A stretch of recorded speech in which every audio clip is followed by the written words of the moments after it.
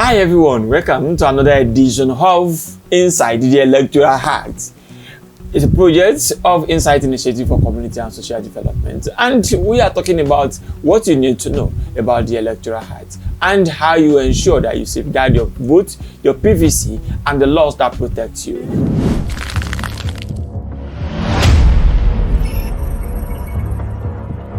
Òfin ìdìbò náà ni pé láti jẹ́ pé àwọn èèyàn tó bá lọ sí ilé ìdìbò, àwọn ni wọ́n sọ opinion wọn láti dìbò fún ẹni tí ó tọ́, tí wọ́n wò pé yóò ṣàǹfààní fún ìlú nípa àwọn ètò ìṣúná kọ̀ọ̀kan tí àwọn mẹ̀kúnnù nífẹ̀ẹ́ sí, bí epo, bí iná, bí omi.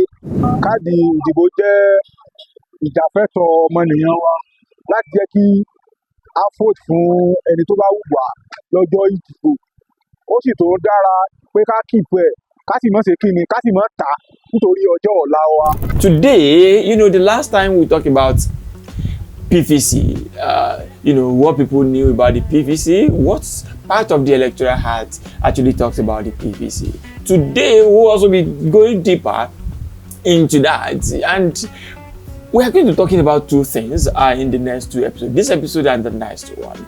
And the first one will be about the transfer of PVC, which we know that some of us in this state have done, which we know that is still ongoing in some parts of the country. And you transfer your PVC. Just imagine that you were a resident of Osogbo before, and now you have become a resident of Ife, or you have relocated to your state of origin. Maybe you registered when you were a student, while you were a student in your tertiary institution. Then you have moved to your state of origin, or you have gained employment somewhere. What will you do with your PVC? You know that PVC will not be able, you can't use it to vote in that other state that you are. What you do is what we call the transfer of PVC. And that one is clearly stated in section 13 of the Electoral Act. And also, it gives the power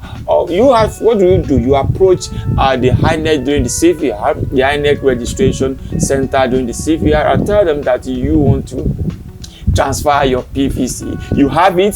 Ensure that you do not do another registration. What you need to do is to transfer the one that you have to your current location, your current state of residence, or the community of residence. Or sometimes you may be living in an area, and because of your political ambition, you want to relocate your family compound.